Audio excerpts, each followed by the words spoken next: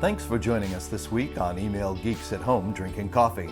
Join your hosts Chris Marriott and Paul Schreiner each week as they talk email marketing, life, purpose, faith, but mainly email marketing.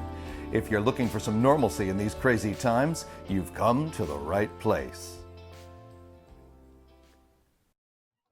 All right, welcome back to Email Geeks at Home Drinking Coffee. I'm on location for the second week in a row. Temporary home up here in Vermont, the city and state. With me is my colleague and co-host Chris Marriott, holding down the fort in Chicago, Illinois. And it's great to be here, Paul. And I'm really excited about the guests we have on today's show.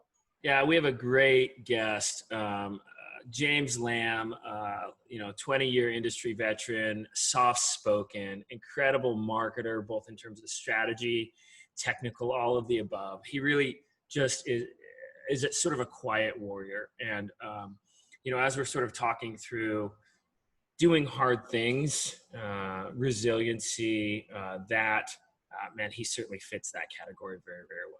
I think it's going to be a fantastic episode. Tune in. Nope, I can't hear what he has to say, so we'll get right to it. But stick around for the after show where we'll be bringing on fan favorite producer Dave, and I'm sure there'll be some fun and games happening then. Okay, welcome back to Email Geeks at Home, drinking coffee. As always, I'm with my colleague, co-host Chris Marriott. Say hello, friend. Hello, friend. Today we have a special guest, James Lamb. James and I have known each other for at least a couple of years, and he's one of those email marketers I just have a great deal of respect for. Really looking forward to sort of unpacking that a little bit today, and hopefully come up with kind of more of what we do here at the show, of sort of providing, I don't know, maybe some of the other content other than just here's how to code up a sweet, awesome email. James, glad to have you on board. Glad you can make it. Gentlemen, it's a pleasure to be here. Thank you for inviting me. Great to have you. I'm still on location in Vermont. There are far worse places to be than Vermont. It's been gorgeous. We have 4 or 5 more days here, and then back to Tennessee. Great. Well, should we do our usual and do around the horn on what we're drinking? It seems to make sense for me. Great. James, we'll start with you. We'll kind of shake it up today. We'll start with you. What are you drinking? I tried to figure it out. I'm not sure. I think it's just a Trader Joe's blend, but it's in my exact Target mug. Oh, there it is. Yeah, and see, James, that's why he's already a great guest. We've been accused of holding things up that have words written on them in previous episodes and not saying what we're holding up. So our fans who are listening have no idea what we're going on about, and only those who are watching. So, James, you're already a pro. It's very impressive. I, as usual, a lot of angry hate mail. A lot of. I'm drinking the You Just Have to Backdoor It Chris Marriott on Blu-ray Players mug, which is filled, as always, with delicious Santo Domingo coffee from the Dominican Republic. Now, for those of you who may have watched 1 or 2 episodes, you'll note that Dominican Republic was where Paul and his wife were supposed to go on how long was it, a 1 week or 2 week all paid vacation? You've never really given us details. How long was the vacation supposed to be, Paul? Paul? He's doing a good impression of not moving. Yeah, Paul, how long was the vacation supposed to be? Right. No, it's a little choppy for me today, so I'm sorry in terms of being able to follow along. I'm drinking Green Mountain coffee from Vermont. Delicious. I feel like James and I really would like you to answer the question that maybe you didn't hear because it was choppy, but how long, tell us a little bit about the ill-fated vacation Dominican Republic. How long was it meant to be? Where were you going to be? Because I think people want to know. it was supposed to be a week long. We were going to stay at the Hard Rock Cafe Hotel in Punta Cana, and then for I think 4 or 5 days, and then we had a little spot a little bit south of there, a little more low key for an additional 2 days. Yeah, it really was going to be special. Thank you for bringing that up yet again, Chris. Heartbreaking. Well, hopefully that's in your future. Anyway, let's kick it off, Paul. I'm giving you opening gambit.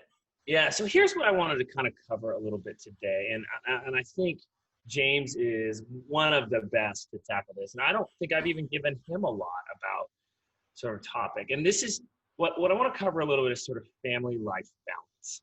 And I don't know anyone better at this than James, because when the first time we met, I don't know if you remember this or not, James. Do you remember? Maybe once you start telling me the story. Oh, has that affected a lot of people, James? You were in Seattle at the time, and I had this harebrained idea that I was going to put together sort of a content aggregator thing where I'm basically featuring email marketers who were doing good stuff, right? And I had reached out, and you thought I was like a spammer guy, something like that, and you gave me kind of a harsh, like, slap down, and I was like, right? But then, to your credit, you came back and you were like, listen, I'm sorry. I thought you were just another predator, didn't realize you were trying to do something positive. And there was 2 things that I thought was really, really fantastic about that. One is you were quick to say no, and I think no is powerful. And the second thing that I thought was really good is you were able to recognize, actually, this isn't a weird situation. You're a decent person. Let's move forward. And I thought both of those things showed a lot of character. But I want to talk again about family life balance, because when we first, this is what sort of sealed the deal on it for me, right? I reached out and I said, hey, want to get you on the show. Love to do it. What was your response? I would love to, but I can't do it this week. Right. Because you're slammed, right? And so again, no is powerful, right? And couple things. You knew your schedule well enough to say, hey, I can't squeeze that in. You also protected those margins, mornings and nights, right? Because it would have been easy for you to say, hey, listen, I'm Pacific time, you're Eastern time. Why don't we go at 7 a.m. my time? We'll make it work. 10 a.m. us, we're awesome, of course. Tell me why that doesn't work for you. Well, I mean, the pandemic has really changed things, and in some ways, the quarantine, the pandemic has not changed things in a good way. The quarantine has changed things in a good way for me, in that working from home, I have a lot more flexibility of I'm at work, I'm at home, I'm at work, I'm at home, and I can toggle that back and forth and say, I'll get a little work done, then I spend a little time with the family as they wake up, and then I go do a little more work, take a nice long lunch, maybe go do some chores around the house. So I have to kind of plan in advance, what does my week look like? What meetings do I have obligations for at work? And how am I going to do what I need to do this week and get it all done without disrespecting my work and my obligation to them, or taking away from my family as well? Yeah, and before we get too far down this road, I'd love to know, I do know, but I'm going to ask the question so everyone else can find out. Who do you work for, and what exactly, obviously you're in email marketing, I knew that, but what do you do for them? What are your daily responsibilities? Sure. I work for Spokio. We are a data aggregator. We take all the public data that exists on the internet and assemble it together. You as an individual, you might find that creepy. I wasn't aware all this data existed about me, and I don't like that all this data is out there about me.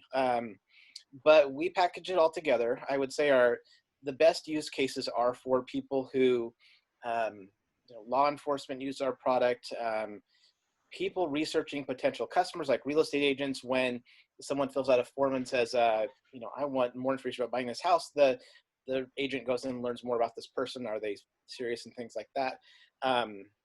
You don't use our product for assessing someone for whether or not you can sell them a house or rent them an apartment, and you don't use it for whether you can extend them credit.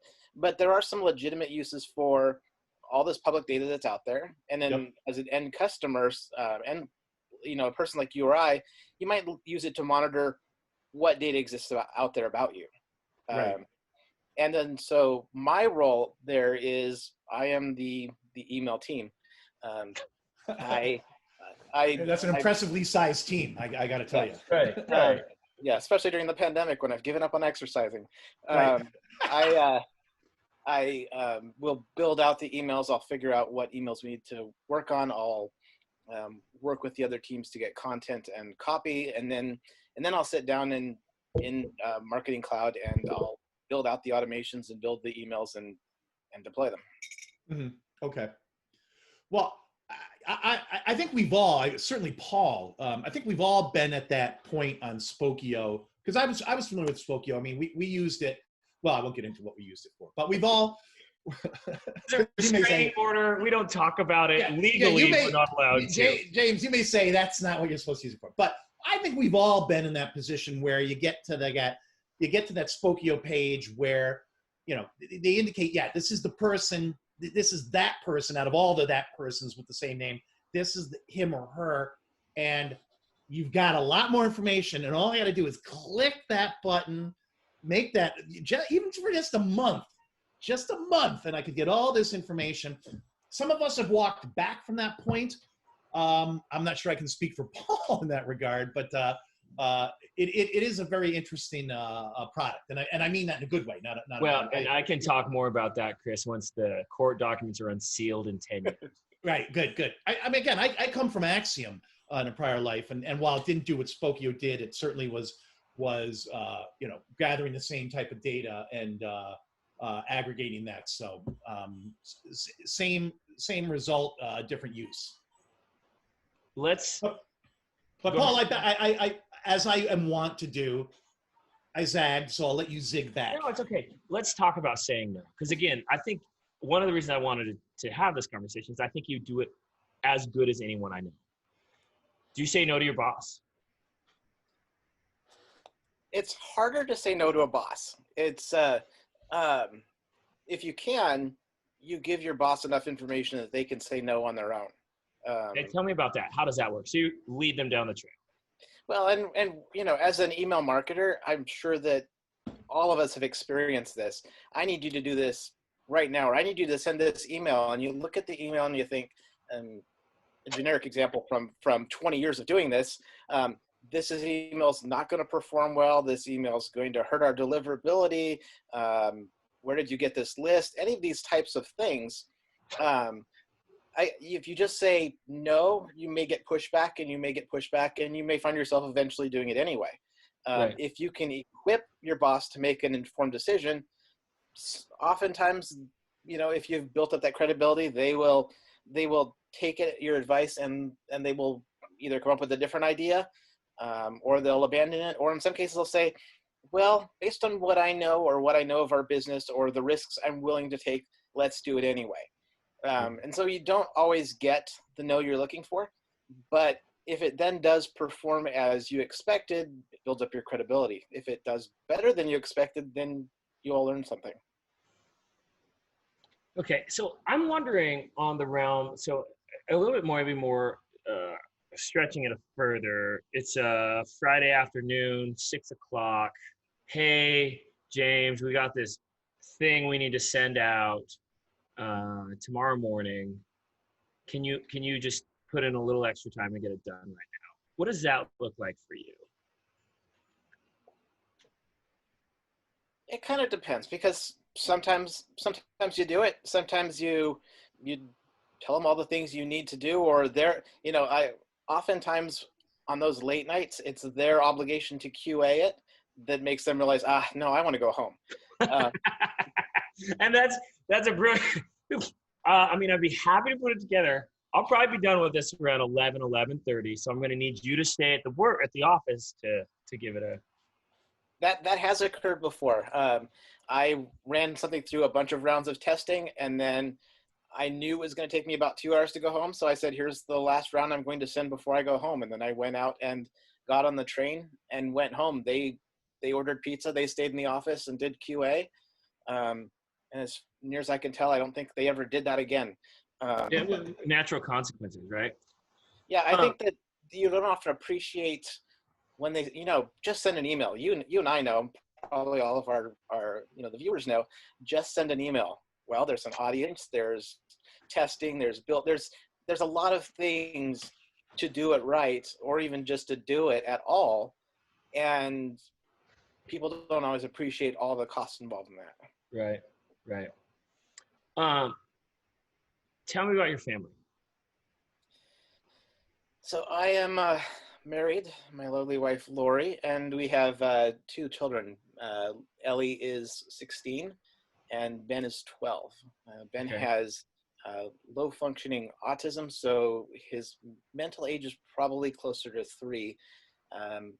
He needs near constant supervision, almost always line of sight. So that is pretty much most of my wife's full-time job is taking care of him when he's not at school. And you moved from Seattle to LA to get better services, better care. Is that part of your?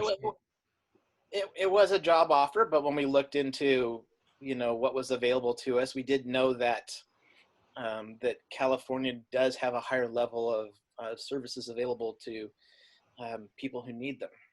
Mm-hmm.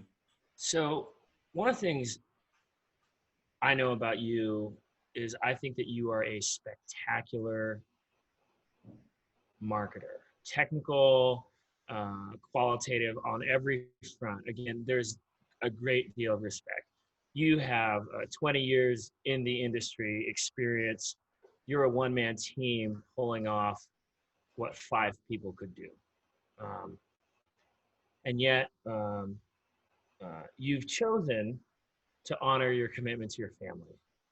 And that's always been a really deep, I've always had a great deal of respect for that. Because as men, I think we're, encouraged from a young age to chase that carrot, right? To go deeper, to go bigger. And I really want to highlight people who honor the commitments that they made. Has that been I'm sure it's been hard. What does that look like for you? Yeah, it is interesting. It's very nice for you to say that. There have been some sacrifices. Lori and I are a team. I have had roles in the past where I've managed teams, and I've kind of went backwards into the fact that now I am the entire team. And so there are times when I miss having the more responsibility and having the team and the responsibility for the success of other people. But at the same point, we're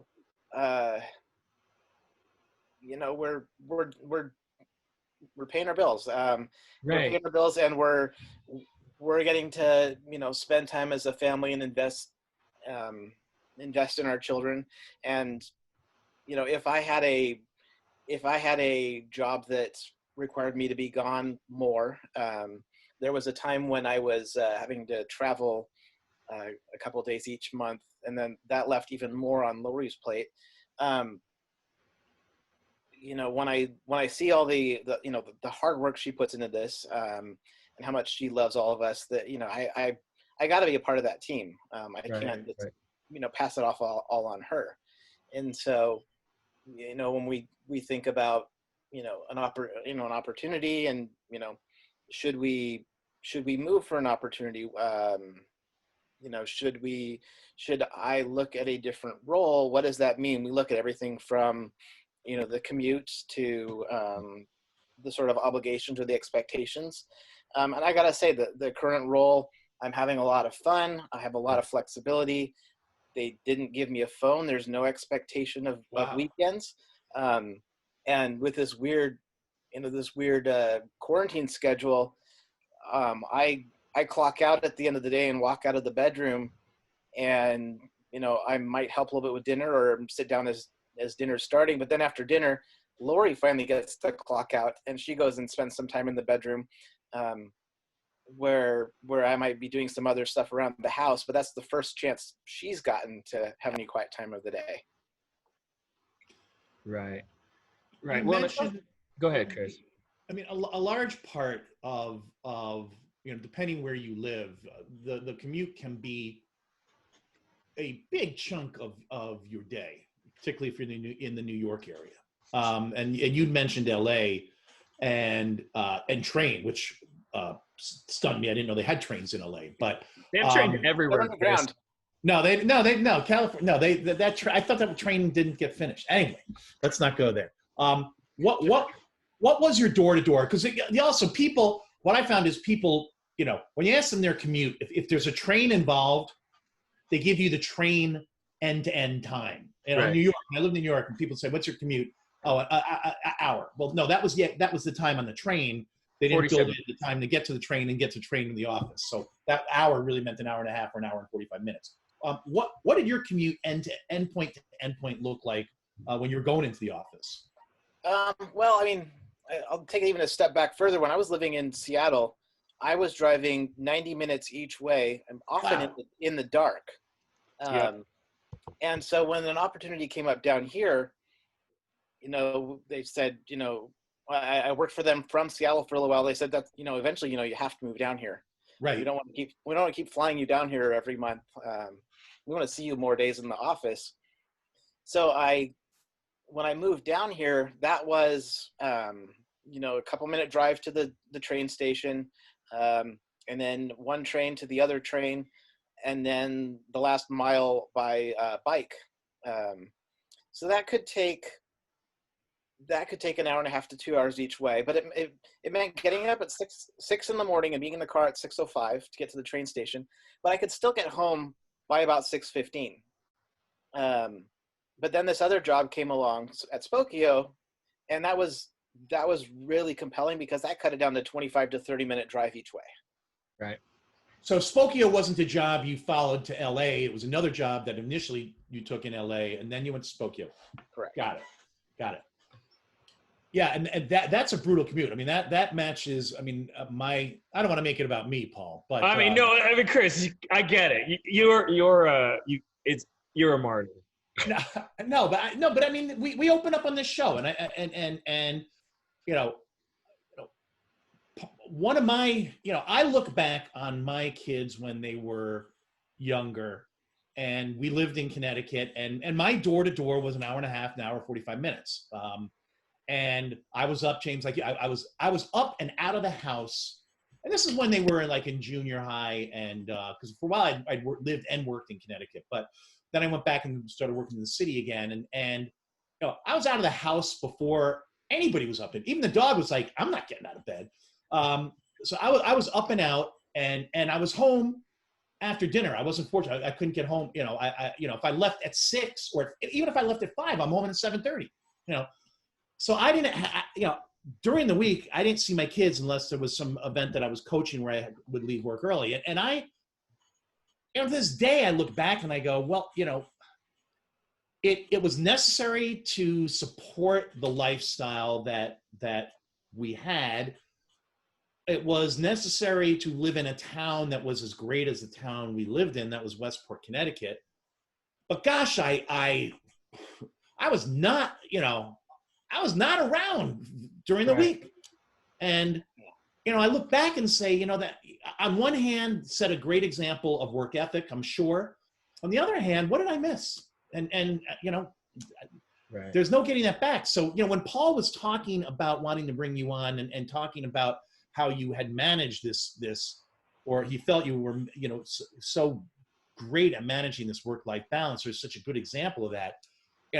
I wish I'd had you as a coach 20 years ago, because maybe you could have given me some good advice on how to sort of balance that a little better than I did at the time. I don't know. Well, there's my confession, Paul. Yeah, I would say that mine wasn't that different though, right? Because we knew where the office was when we moved from Seattle to LA.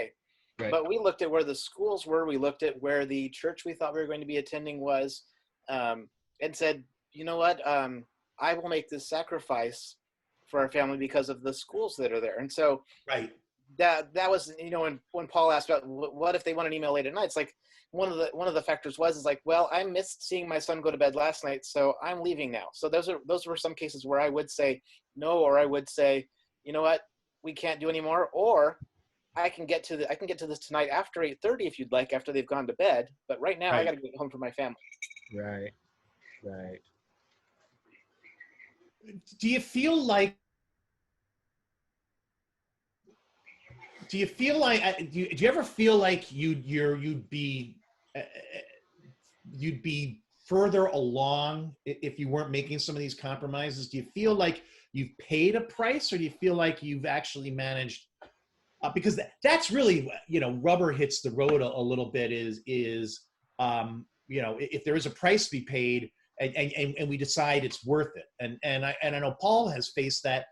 Oh yeah. Whether he, you know, I know Paul has absolutely faced it in his career, and you know, and if you've had to think about that, and is the price worth paying? I mean, how do you work through that? How do you mentally work through that?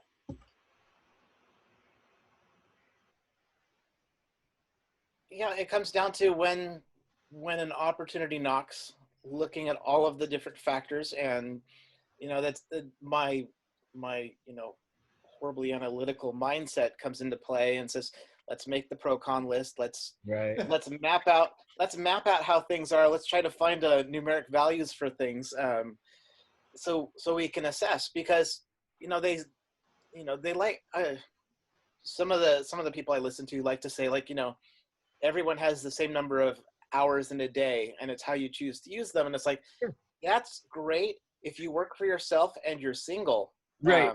Otherwise, the hours are not all, or you know, you can have everything. It's like, but you can't have everything every day. So it's like, does my family only get me Tuesdays, and on Wednesdays I'm, you know, learning to bowl or something? You know, you make these choices because it's an investment, or because that's what's most important. I could probably, you know, secure a job that gives me a lot more responsibility and pays me quite a bit more money. No question. But it would come at the expense of my family. And so, like, then what's the point in doing it? We have those periods of time where we have to make those long commutes because it's what we have to do. And when we don't have to do that, you know, it's a luxury.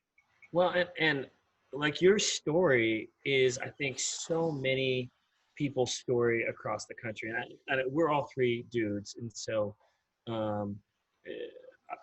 I guess I wanted to say, I know there's a lot of women also making those same sacrifices for their families. Absolutely. And clearly you and Lori co-parent, and she's making just as many sacrifices as you. You are doing this together. But your story is one that is, I think, a lot of people's story, right? Where we choose to honor our commitments on who we are. At the end of the day, I don't think our kids are going to look back and say, I wish Daddy had worked more, put more hours in. You know what I mean? They're going to look back at the pictures. They're going to look back at their memories and say, my dad loved me. And I think that's a different measuring stick than, did we get to go on that extra vacation? Did we get to upgrade the car? Like, sometimes taking a step back and saying, there's a deeper purpose to what we're doing here. I don't know, the number of times someone says, you know, email, did anyone die on the table today? All right, we're okay, right? Like, perspective is powerful. So you've got a faith community that you're part of, a church. How does that play into your overall sort of story of life? Well, like I said, we had thought we were going. We used to live in California. We had moved to Seattle. We moved to Seattle in 2006, and I didn't know how much. Back to Seattle, because I came from Seattle, then to LA, then back to Seattle. I didn't know how much I would miss California when we moved back. So when this opportunity came back to move the other direction, back to LA, part of the decision, was of where the house would be is like the, distance to the church we thought we'd be attending, a church out in Pasadena, which is actually ironically just a few blocks from Spokio. I thought we'd be attending that church because that was where I had been working before we moved to Seattle. It turned out they didn't really have a good place for my son. They said, just bring him into the regular class. We'll keep an extra eye on him. And the first day he put crayons in his mouth, and they tried to get him out, and we came back to find somebody holding their hand because he had bit them. It's like, Ow. like he needs a different kind of of care. We found another church in Pasadena that it's known for its special needs ministry. They have programs for children and young adults and adults. That's one of the things they do is they have a program for that. So we check them out, and then come to find out that the senior pastor had only started like maybe a month before us, and the first time they'd ever had a woman pastor, which in some ways is unfortunately still a big deal. But she's phenomenal, and the church has just been a big support for our whole family. And then having that similar arrival time with the pastor, we talk on email and stuff, and it's pretty cool. It's great. I love that. And I'm grateful. I'm glad you found a body that gets special needs. The parents I know that have been called to more, they need a community of people to support them. And so, you're not the only one that, absolutely adores their family and needs a community to support you. And so, looking around and going, how can we help? I love that. That's my James, I'm here in Vermont. What I mean? Chattanooga's so far away. Vermont's so far away. Chattanooga's so far away. But I guess, and now I'd like to transition maybe back to work a little bit, if that's okay. And basically, No, wait. Okay. Actually, I had a question. So, James, what happens when the office reopens? Will you go back to the way it was? Will your company go back to the way it was? How hard is that going to be if you do go back to the way it was? The company has acknowledged that things will never be the same. They are still working on what exactly that means, but when I started there, they had the most restrictive work from home policy I had ever seen, and I've seen it change over the years. And I think it's going to really change yet again. We have a soft return date of, I think, April 3rd currently, based on what the April 3rd? April 3rd. But it's going to be completely optional. If people feel comfortable going back to work, they'll welcome people back. But there are people in the office who need that kind of connection, or who do a lot of collaborative work. Yep. I, as a one-man shop, have not been impacted at all. So we're still having team meetings every day. 9 a.m. We all get together. Roll call, James here.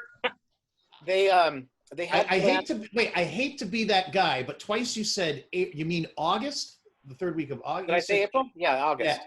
August. And Paul let it go. Okay, August. Thank you. August. I don't know what month is it? Isn't it still? It's Groundhog's Day, man.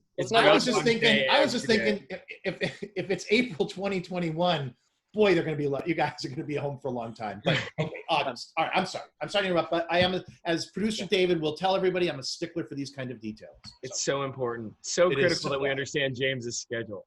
And our office even has a call center, and when they sent us home, within a week, IT had made it possible for the entire call center to also work from home. Wow. Yeah, it was really impressive, and so there's a whole bunch of team members that we've seen hired that we've never met and who've never been to the office. But we can't go back right now anyway because they gutted the entire office while we were out. They had the plans and the permits. So now it's Chipotle. Yeah. So with you guys gone, they covered everything in plastic and ripped all the walls out. So it's going to be nothing. Everything's going to be different. Right. Will you find it hard to go back? Will it be, and I know this is a hard putting you on the spot question, but will the opportunity, at least to some days, go back to the office be on some level a relief or will it be very hard to now that you've established a routine from home to go back even few days a week or something? I mean, if I go back, it's like for selfish reasons. It's like, this is a small house. It can get noisy. If I go back, yeah, I mean, with Zoom, we've been able to have all the meetings that we've had. I haven't really felt like not being there has been a problem for me. I'm a bit of an introvert to begin with. So, a lot of people can be draining. I could go to the office and some days I'll put on my headphones and other than wave or say hi to people who walk by, I may not have a lot of need if I'm working on a project for a lot of, casual drop-bys or interruptions. Right. It's more showing the flag. Right. Now, you right, Paul, back to you. Yeah, no. You also have a website that you run, right? A jobs site. You want to give that a little plug? Yeah, I just have the email marketing jobs blog. It's anything that the recruiters have sent to me. I get so many recruiter requests. I feel bad saying no to all of them. So where I can, I share them and I try to educate the recruiters on what might make their jobs more appealing. And then it also serves as sort of an archive. $10,000 more a year would help. Well, Chris, that is part of the, like, watching James from a distance. He'll be like, I worked with them, on this, that, the other. It's really remarkable. And so are they only recruiters that reach out to you? That's the only person that gets put up there? No, it's also an archive for all of the stuff that's on the Email Geeks Slack. Oh, God. So somebody. Yeah, because the stuff rolls off so quickly there, that this is just a way for you to see it after it's gone off. And so I like to point people there, not for any benefit of my own, but just to help my peers find more opportunities. I get it. Community guy. And one of the things I love about it. I kind of a couple more things, well, at least one for me. Folks that are either starting out, maybe in a similar role where non-traditional, having to make hard choices. What advice would you give them? Well, I mean, in some ways, it's like, don't do what I did. I wish I had a little more forethought into where I wanted to go. I've had that mindset of being willing to go where I'm called and serve wherever I am, and that sounds nice and it felt really good, especially when I was working for a nonprofit. But I have not made some of the strategic moves. I've landed in some great places, had some good experiences, but sometimes I wish I knew a little more where I was going. Right. Well, and that's probably echoed by me and my colleague here. Well, hey, we're all in email marketing. We obviously didn't plan this very well. Right. Sorry, no, we love email marketing. Right. No. What was your plan originally?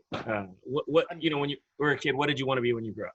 I mean, originally, as a kid, big rig driver. Nice. Oh yeah, for real. Me and Kathy used to point them out whenever we're on field trips. Look at that big rig! Look at that big rig! To each other. By the time I was in college, I was convinced I was going to be the film and TV liaison for the state of Washington. Okay. We didn't have one. Which makes sense. I was going to. So I would meet with the people from Hollywood and help them find places within the states to film movies and TV.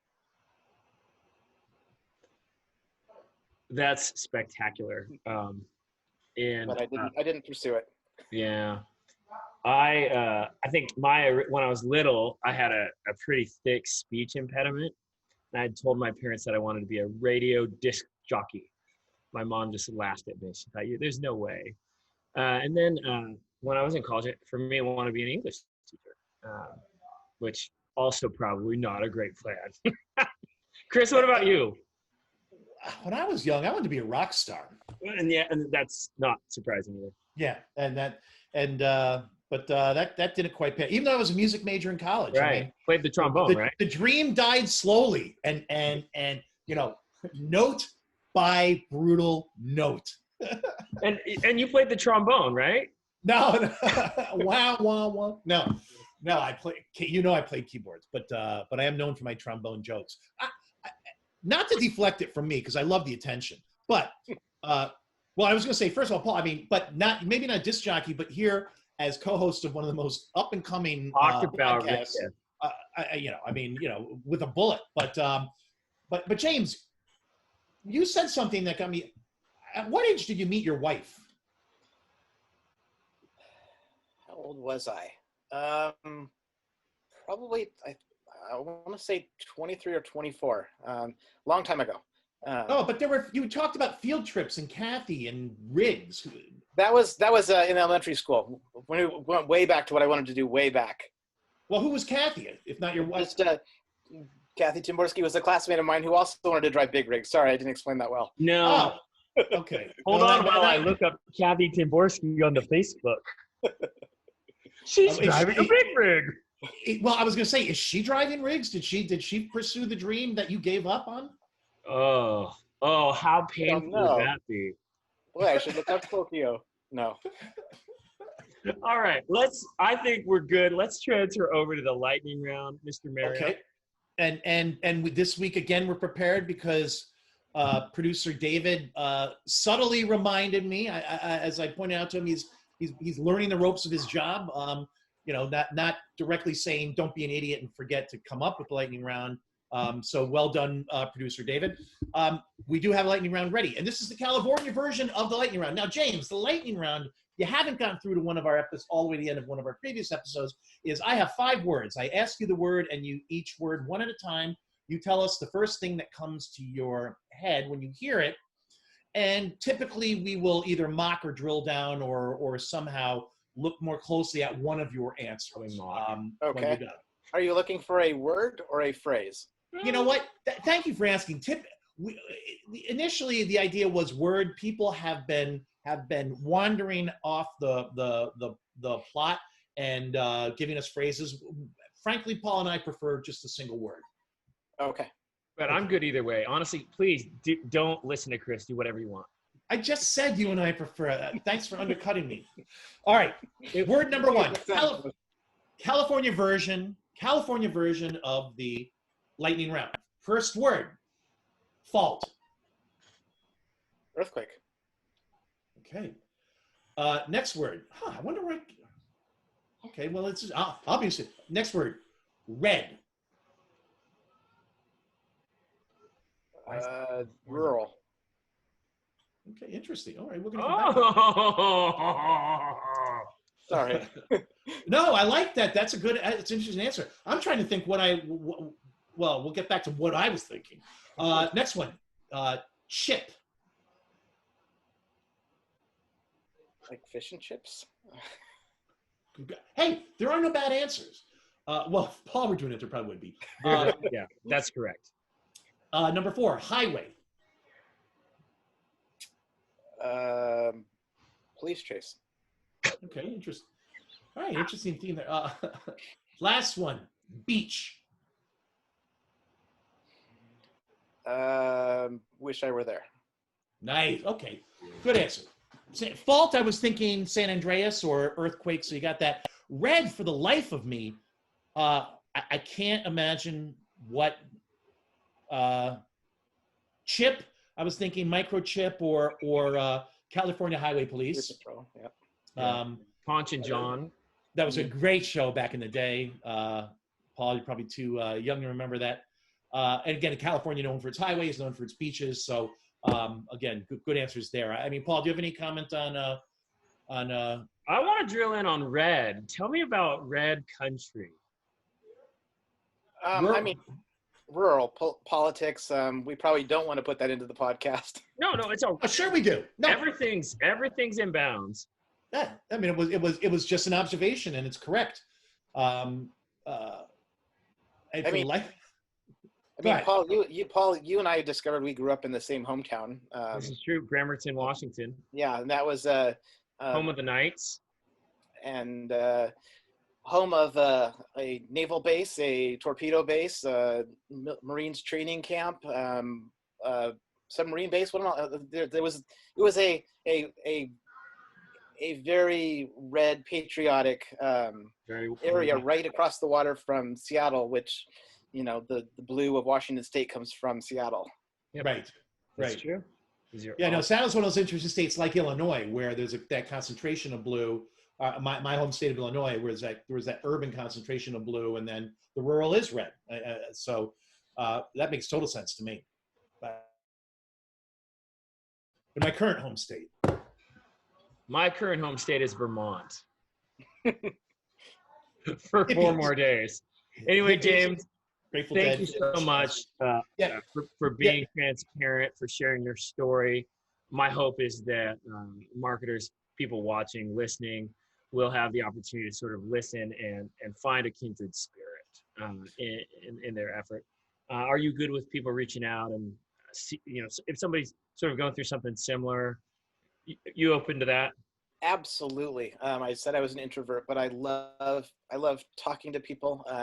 There's a couple of people that on Email Geek Slack that have asked me to be their mentor, and we talk regularly. They're earlier in their career, and if I can be encouraging, it's my experience is not all about what not to do. But if I can be experiencing, I love meeting my industry peers.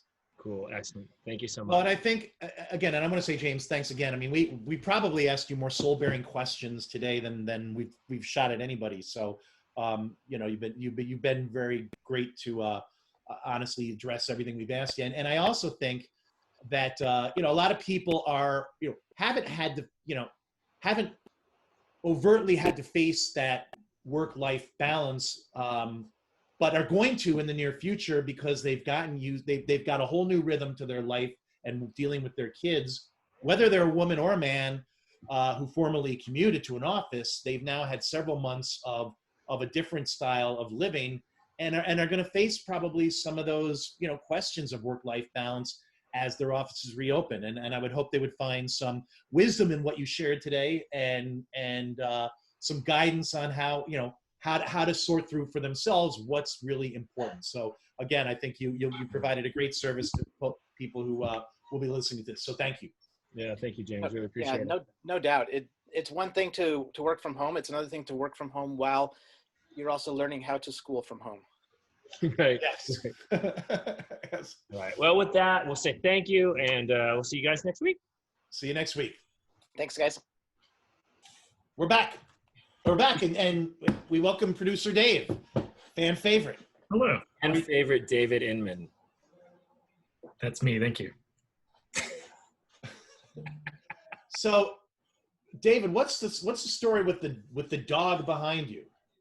Oh, that guy? I don't actually know that dog. That's not one of mine. I was just chilling out here, and he just decided to walk up and start digging. Can't explain it. You've got a couple of dachshunds, do you not? I do. I think it's pronounced Dotson, Chris. No, as another dachshund owner, this is where producer Dave and I team up against you. No, we know how to pronounce the breed of our dog. So did you say as another Dotson owner, Chris? Is that what you just said? Dachshund owner. Look, anyway, great to have you, Dave. You'll be happy to know Dave had commented last week that he felt that my wardrobe was getting a bit stale, that every week I was wearing a button-down shirt, and I need to shake it up a bit. So I've shaken it up, David. Normally I'm wearing a Land's End shirt. This week I'm wearing actually a Oh, you can't see that. Vineyard Vines. There you go. Vineyard Okay, yeah. Vines No, I'm shirt. really glad that's what we're looking at as the tag because I wasn't sure when this. No, it wasn't going to. No, I wasn't going to show you the 6-pack. But Vineyards Vines. So wardrobe officially shaken up. So thanks for that tip. Yeah, it looks great. He's got a good eye, a sartorial eye. That's for sure. What is that dog digging for? I mean, he hasn't stopped. I don't know. I don't think there's anything out here. That's so weird.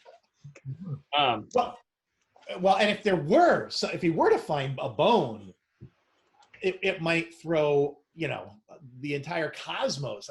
We'd have to rethink a whole lot of things if we found evidence of life on the moon. So let him keep digging while we're here.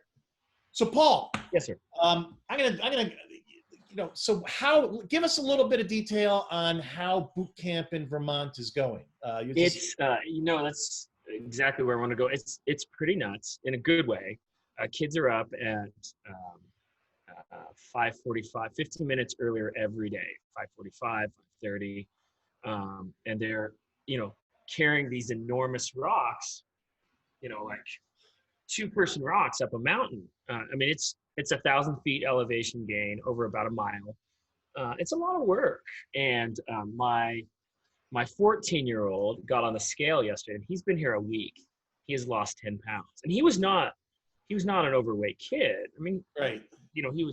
He's like any of the kids who are coming out of COVID, right? Like just maybe a little more sedentary than normal, but at the same time, 10 pounds.